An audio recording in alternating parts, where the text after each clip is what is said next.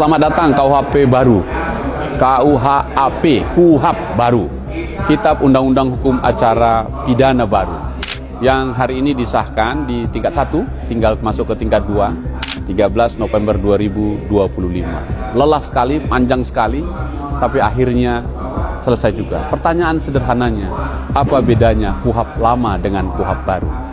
Jika KUHP lama yang sudah 44 tahun itu kita jalani, hak-hak para tersangka, para terdakwa, bahkan saksi sering diabaikan. Karena itu tidak setara dengan negara yang diwakili oleh polisi atau jaksa sebagai penyidik atau penuntut.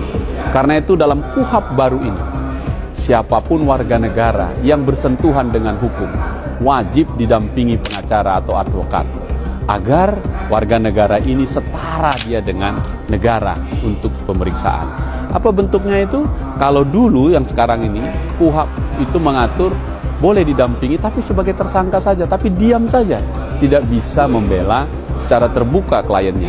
Kalau ini dia bisa mengikuti terbuka, dia bisa memprotes jika cara pemeriksaannya tidak sesuai dengan aturan main yang ada atau melanggar hak asasi manusia, dan bisa mengajukan keberatan, dan keberatannya itu menjadi bagian dari berkas perkara.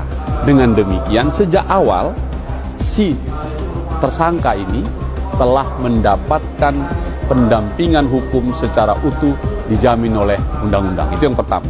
Nah, yang kedua, kalau dulu itu sifatnya sedemikian rupa tidak memberi respon kepada penyandang disabilitas, lansia, dan lain-lain. Hari ini itu semua kita beri tempat yang terhormat.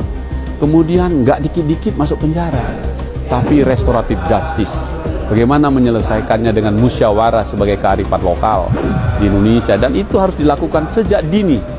Jadi proses pidana itu dibuat paling akhir.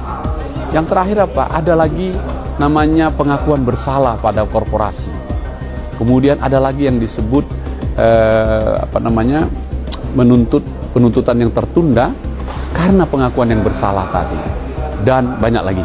Saya kira kita harus mengikuti ini, kita harus membaca ini, karena ini akan menjadi serentak berlakunya dengan KUHP hukum materialnya nanti 2 Januari 2026. Mudah-mudahan dalam 1-2 minggu ini sudah diparipurnakan, ketok, dan negara atau pemerintah masih punya kesempatan mensosialisasikannya di 1,5 bulan ke depan ini.